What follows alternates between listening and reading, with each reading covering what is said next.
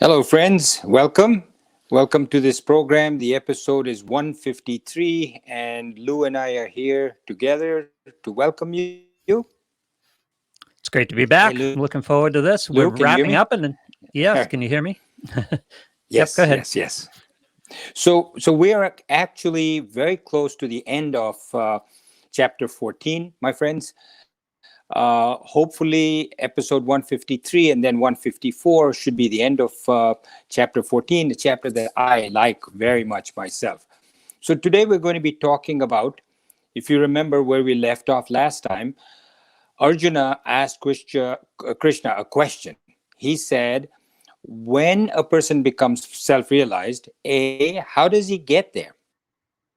How, for example, why are you listening to this? Are you on your path to a spiritual journey towards self-realization? How does he get there is what Arjuna asks. That's one question. Second, he says is, when he gets to be self-realized, what goes on inside him? What are his internal reactions to events and comments and deeds? And number three, he says, how does he appear on the outside to people who look at him? And this is a common question, the last one, that people look at in India, somebody walking around in orange clothes, saffron colored clothes, and you say, is he really self realized or is he not? Is he just a con man looking to get money? That's a common question. So, what we're going to be starting off today is just a brief little talk about knowledge. Because after all, what is it that we are trying to do here? All we're trying to do is to get knowledge of something that will propel you along your path towards self-realization. Majority of us, most of us, all of us are not going to be self-realized in this lifetime. But if we move even a small fraction of that distance along that path towards spiritual discipline, towards self realization, the results, the benefits, the peace of mind, the bliss, and material success that comes to you is immense. Take it from me. If you get this knowledge, if you work at it, the benefits to you are tremendous. Even if you go, as I keep saying, from kindergarten to first grade or second grade, on your way to a postgraduate degree of self realization, just getting that small little distance, the benefits are tremendous to you. So, the first thing to do is to understand. First and only thing actually to do is to get this knowledge, to get understand. That's all scriptures ask us to do. That's the beauty of these scriptures. They don't say you've got to go to a house of worship. They don't say that. They don't say you have to do rituals. They don't say you have to fast. They don't say that you have to pray a certain way. They don't say that you have to give money, donate. Nothing. Just say, listen to the knowledge that the scriptures impart to us, then manana, which is reflection. Think about it with your mind, and that takes that knowledge and converts it to wisdom. So, where we left off was we were talking about Purusha, which is pure, undiluted, uncontaminated consciousness. And that latches on to the matter and energy. And together, that matter, energy, and consciousness produces living beings, produces the world. So, here, what we're talking about as we go through chapter 22 is what is the internal reaction of a self-realized person to external events. So here we're talking about God, Atman, Brahman, self within us, and has no desires, no fears, no anxieties, right? Yet, Right. it seems like we are completely bound up by things that we attach to. So we look at something, we get attracted to it, and we bounce up and down with joy. We say, wait a second, if you're right, this is Atman or consciousness that is doing this, then why is Atman bouncing up and down with joy or sorrow or excitement? I thought you said that Atman, self, Brahman has no reactions to any of this. So the analogy is of a child sitting on his mother's lap. very secure. Mother's holding him tight. He feels very loved and he's very secure in his mother's lap. But she decides that she wants to watch a scary movie on TV. Not the smartest thing for a mother to do, but I'm just giving you an example. Sure. She puts on a scary movie. The child is totally secure in her lap until the scary part of the movie comes. And as he starts to see the scary movie, even though he's sitting on his mother's lap and is secure and was secure before the movie starts, he starts to see the scary movie and he starts to get scared. Now, the analogy is, he said, why should he be scared? He's sitting on his mother's lap, he's very secure. But what has happened is his mind becomes attached to that scary movie. Right. And when he becomes attached, he goes up and down with the emotions of that movie, even though he should know that he's very secure in his mother's lap. So the same thing applies to our Purusha, our consciousness, our Atman, Brahman within us. Even though it is totally secure and totally unrelated to any events on the outside, it starts to attach itself to the outside goings on of the world, starts to attach itself to the gunas, the sattva, rajas, tamas, everything. And its own. So when it's to that, it starts to go up and down based on the emotions. And our purpose through these scriptures is to detach ourselves from those emotions, from those gunas, to become one with the self and detach ourselves from the gunas. That's basically Krishna's answer to Arjuna in this. Now, there are three modes of our Prakriti. All matter and energy either become sattvic or rajasic or tamasic. That means, and we've talked about what that means. So Prakriti, matter and energy together play with each other to produce either rajas or tamas or sattva, even in the rest of the world. Clouds, the earth, trees, spicy food, not spicy food, everything has these three gunas. So the more you understand it, the better off you are. So for instance, when I was a psychiatrist, when I first started practicing, there was no medications as such to give to people for depression, anxiety, phobias, stuff like that. And after it came about, somewhere in the late 70s or early 80s is when these various medications started to come about. It changed everybody's life. I would just give somebody a medication for 4 weeks and they'd start to feel better. And then I found out that 6 months after they started to feel better, all of them would come up to me and say, "Can I stop the medication now? I don't like taking medication." And I would say, "No, you can't, because if you stop it, your condition will come back." Most people didn't listen and they stopped it. So what I started to do is to explain, to get the people to buy in, to understand the knowledge of how these medications worked. I would tell them, long story, how it would work. And if they stopped it, not only would they go back to square one, they would actually start to feel worse than when they first started taking the medication, which convinced many of them to stay on the medication.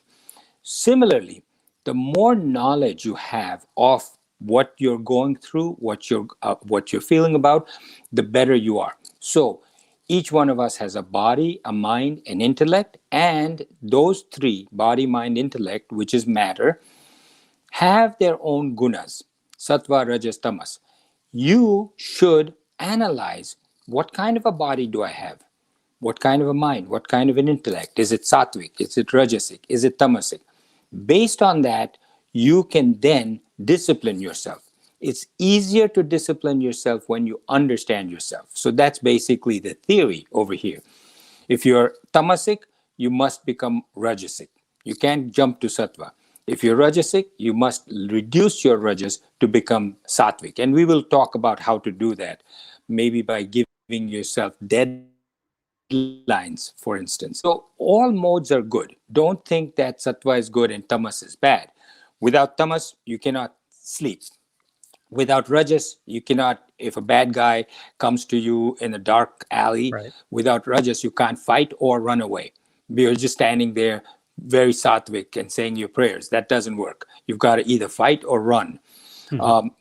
Tamas doesn't help. You can't just lie down on the floor and go to sleep. So, sattvic person, sattva is first reflect, think about what you're doing, come to a decision, analyze the thing that you're supposed to act on. First reflect, then act. What Rajas does is it first acts, then reflects, just goes crazy about acting first and thinking later. So Sattva says first reflect, then act. Rajas says first act, then reflect. And Tamas has no act, no reflect, just does nothing but self indulge. So modes, these three gunas, the three modes, are the doers. The Rajas, Sattva, and Tamas are the doers. You, through your knowledge, through your atman, through your consciousness, just have to decide which mode to go with. Once you decide, the tamas or the rajas or the sattva takes over. So the hard part is just deciding. Once you decide, zoop, you go straight there. Nothing you can do to bring yourself back. So my grandsons have this. There's many software games, but one of them is called Osmo. Osmo is a game where they say you have to pick. There's a monster, for instance. This is a software game that develops drawing skills. Mhm. And the monster says, what would you like to draw? Would you like to draw a room? Would you like to draw a shower? Would you like that kind of thing? Right. Once you say, I want to draw a room, the whole software program just takes you directly into that room. And then you can't say, well, no, I want to go back. Or you have to change the whole program, go back. You can't do that in real life. Right. So in real life, for instance, you're struggling with wanting to give up alcohol. And the decision is, should I drink? Should I not drink? Should I drink? You're struggling with it. And once you say, all right, I'll just take one drink, boom, you've made that decision. Then the gunas take over and you take that drink, the drink takes another drink, and then the whole thing takes you. So once you go down that path of allowing yourself to give in to something, then it just goes completely that way. The next thing to keep in mind is deadlines. We all tend to have deadlines. We do better when we have a deadline. When you say, okay, I have to stop in X many minutes, otherwise this will happen. So I tend to do better when I say, okay, I've got to get this done within so many minutes. Right. Life is full of deadlines. I have to wake up at a certain time. I have to have breakfast at such and such a time, and then I have to leave for work at such and such a time. Those deadlines keep us on the straight and narrow. There are other things that do not have a deadline. Relationships, love, study of scriptures, self-development. These are the ones without deadlines, and those are the important ones in life. So one option is for you to create a deadline for yourself for these kind of things. Create a deadline. Anything that pushes you forward on your path of self-development towards the self-realization, anything that pushes you in that direction, make a deadline for it. And then once you have that deadline, try and stick to it, just like you would about a deadline about going to work at a certain period of time. So once you have a deadline to say, I'm going to study the scriptures, I'm going to wake up at such and such an early hour when it's sattvic, and then study from this deadline to that deadline, it makes it a lot easier for you to follow that path.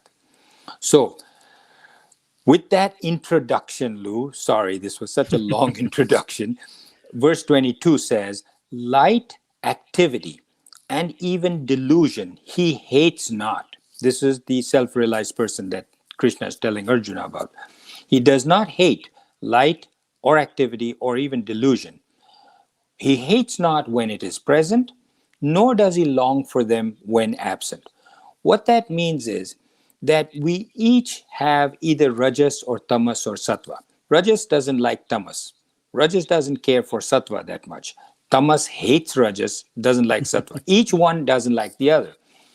But let's say you have a sattvic person sitting near you. You love to be in that sattvic person's presence. Mhm. Why? Because you feel calmer, you feel cleaner, you feel good. So when that sattvic person is not near you, you long for him when that person is absent. And you hate it when a tamasic person is next to you because you're rajas. You want to do. And this person, no matter what you say, come on, get out of bed. He said, no, I want to sleep another half an hour. You don't like it. So this verse says, he likes light, which is sattva, knowledge. He likes activity, which is rajas, and even delusion. He doesn't hate them when they're present, such a self-realized person. And he doesn't long for them when they're absent. So, what Arjuna had asked these questions, which I told you about. Now, in verse 22, 23, and 24, which we're doing now, how does one transcend the gunas? How do you get past the gunas? And verse 25 is, what is the state beyond the gunas? So, dissociate yourself from the gunas first. Recognize, as we talked last time in meditation, if you just close your eyes and just focus on your breath, going in and out. As you do that, you notice that your breath is separate from you. It is the pranas that are causing you to breathe in and out. The pranas that is causing you to have your heart beat. And when you realize that that is the matter part of you, you are the consciousness, you are above looking. Whatever method out of the 120 plus that Shiva taught Parvati how to meditate, whichever technique works for you, you can use that to separate from your prakriti. So, the test of spirituality, as you continue on this, is how dependent are you on external factors for your internal satisfaction and internal happiness?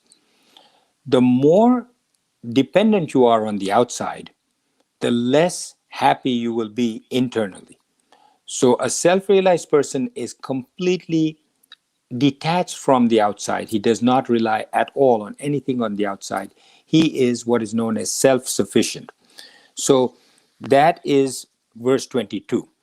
Verse 23, seekers seize the gunas that and recognize that it is the gunas that cause everybody to act or manifest their actions according to their own gunas.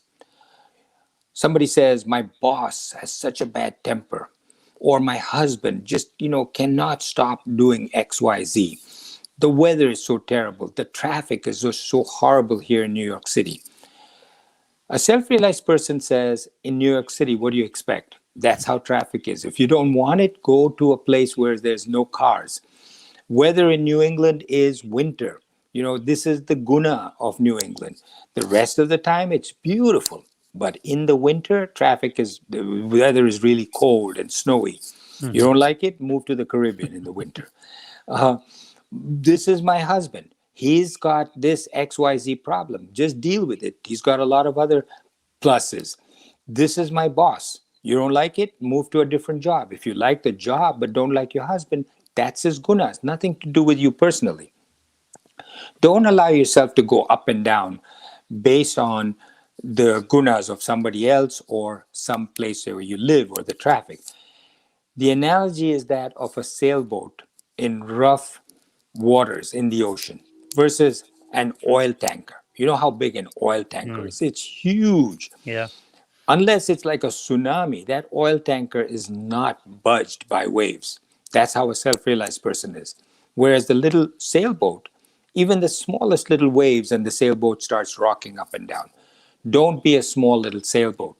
Be an oil tanker. Be solid. Don't let other people's comments. He said this, it really bothered me. She said that, really bothered me.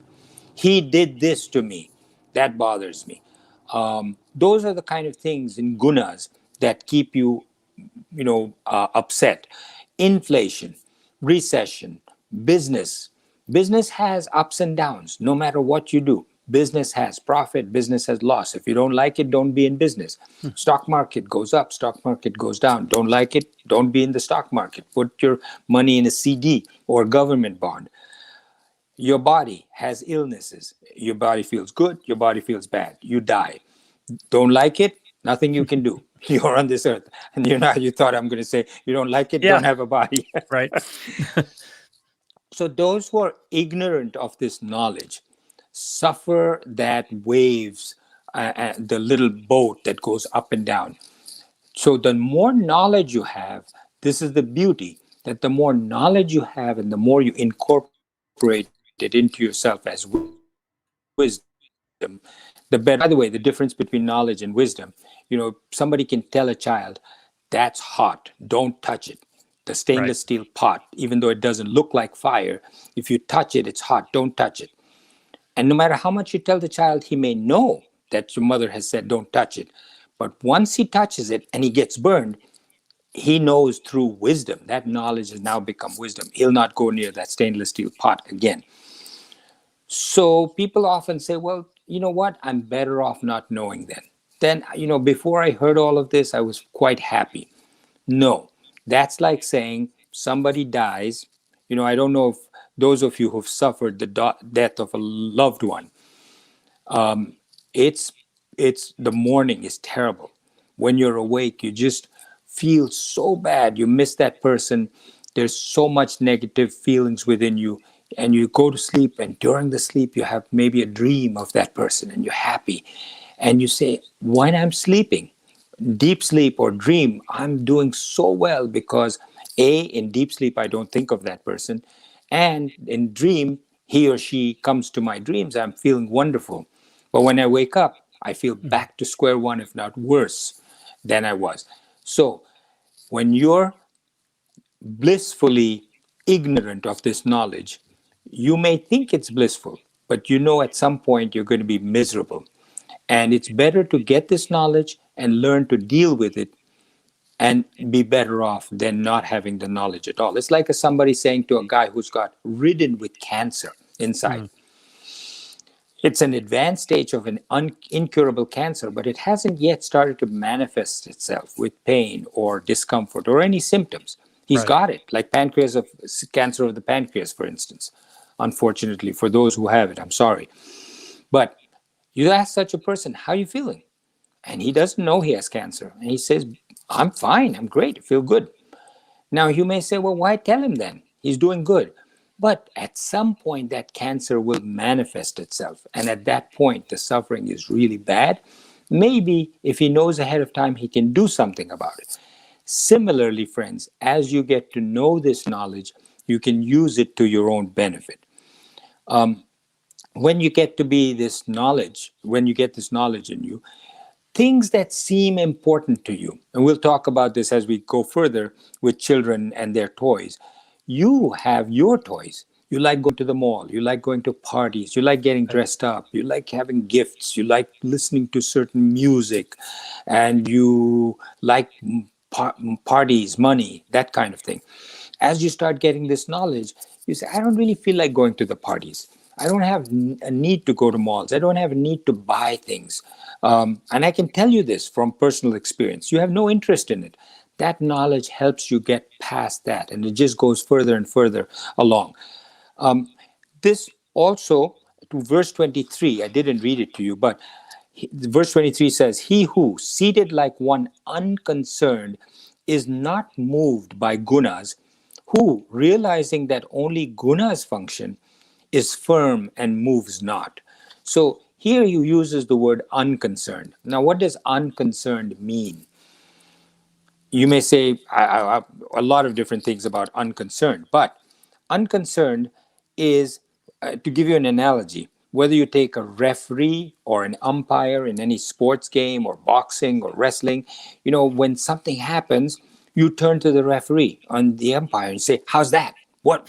And if the umpire says, I don't know, I really wasn't listening because I don't care, right? You Yeah. can imagine that doesn't work. Going to a judge and a heated argument between defense and the prosecution, and the judge, you say, Judge, what do you think? And he says, I appeal it. And he says, I don't know, I wasn't listening. Right. So unconcerned is different. He says one who is unconcerned means that he's paying attention. He knows what's going on. It just doesn't disturb him. That's the difference. Right. A person like this is unconcerned about what is going on with the gunas. He who seated like one unconcerned. He's not saying that he's unconcerned. He's seated as if he's unconcerned. He does not get a self-realized person sitting there, somebody falls in front of him, gets into an accident, gets hurt. He jumps up, but he doesn't get agitated like a rajasic person would. He jumps up, picks up this person, helps the bleeding, whatever he does, but without getting all agitated about it. He looks like he's unconcerned, but he's very helpful in what he does. He does what he ought to do. Go We're ahead. talking about detachment and we're talking about equanimity, right? Equanimity. He is Yeah. basically equanimous as he's doing it. He's efficient. He does what he needs to do, but he's not involved emotionally or otherwise. He does what he needs to help this person who got hurt, but without getting involved, without yelling, screaming, shouting, getting upset or agitated. So our desires, this is the other part that I was talking about before. How do you control those desires? Recognize that every desire, whether it be lust, whether it be a desire to have every one of the senses, you measure your sense and you say, for food, for smell, for sound, for music, for sex, physical pleasure, whatever. You say, I can't control it. I can't control this desire for alcohol. Recognize that any desire only goes up to a certain point. It appears as if it reaches a crescendo. It's going to get worse, you think, and then it goes down. So there's this cycle of up and down. If you can only manage to survive till the end of that crescendo, it'll come down. So just keep in mind, as much as you think, I can't control this, just ride the crest and start to slide on the other side again. And you'll see you get better. I don't know if you've watched these boxing movies like Rocky, Yeah. Where a person can lose because of a knockout or a knockdown. Right. But if you stay on your feet and you just survive round after round after round, all you have to do is to just survive each round, and you could be deemed on technical points a winner. So that's the desire cycle that we were talking about before. Now, verse 23. Sorry, we have two more verses to go. We did verse 23. Verse 23 says that he is unconcerned, who realizing that only gunas function is firm and moves not. Moves not refers also to the fact, just because tamas is also lethargy. Lethargy does not move. That movement also refers not just to the body, but to the mind. Our mind tends to move, to change. And in tamas, it doesn't change. Whatever you wish for when you're 13, 14, 15, the same thing you're wishing for when you're 70 or 80 or 90. I want people to look after me. I want people to take care of me. I want money. I want power. I want good looks, that kind of thing. So a person who is in a self-realized sits in pure consciousness. He doesn't want for anything. The seeker remains unaffected and unmoved by the external behavior of others. He remains firm while the gunas are playing out whatever it is that they're doing. Mm-hmm. So, okay, we did verse 24. Now verse 23. Verse 24 basically says, he to whom joy and sorrow are the same, rooted in self, to whom a clod of earth, stone, and gold are the same, to whom pleasant and unpleasant are alike. The wise, to him much censure and praise are alike. So here what he's saying is not, there's four aspects that he's talking about here. One is material. Immaterial, earth, then stone, and gold. He says to him they're all the same. Right. It is the matter and energy together create earth, create stone, create gold, create diamonds. And he says he recognizes that this is just a play of the gunas of the prakriti that are creating earth, mud, and stone. He knows, and so he doesn't bother him. Material, second is physical. Physical is heat and cold, joy and sorrow, heat and cold, pain and no pain. Mm-hmm. Mind is pleasure and sorrow. Intellect is thought, knowledge, praise, censure. Somebody says good things about you, bad things about you. He says to a self-realized person, they're all alike. So think about this. I'm a grandfather and my kids come over and they want to play. Whatever game they're playing, whatever they're playing with, I just bought my grandsons, much against the wishes of his father, my son, these water guns. Oh, Um, so that they can spray it. And I put up like soda cans, empty soda cans on the side, and they would take the water gun and shoot the water gun. Innocent game. I'm not yeah. teaching them violence or anything like that. They're shooting at the soda cans, and their friends all have them.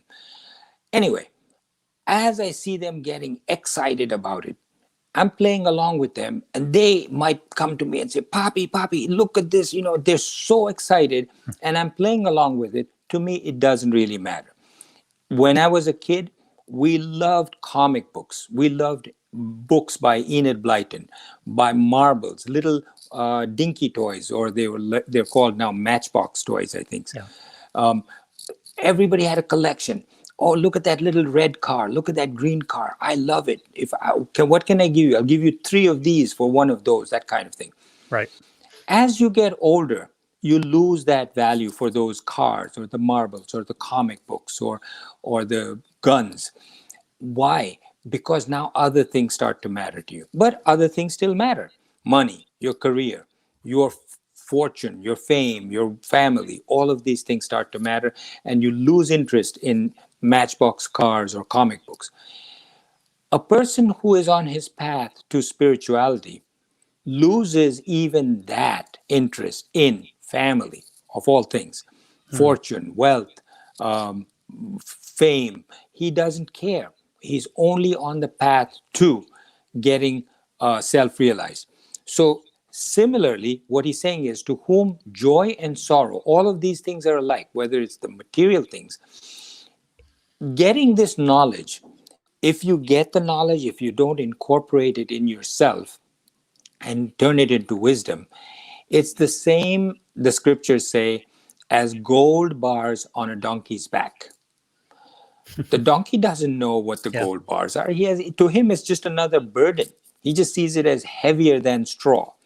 And he says, what is this? To him, it means nothing.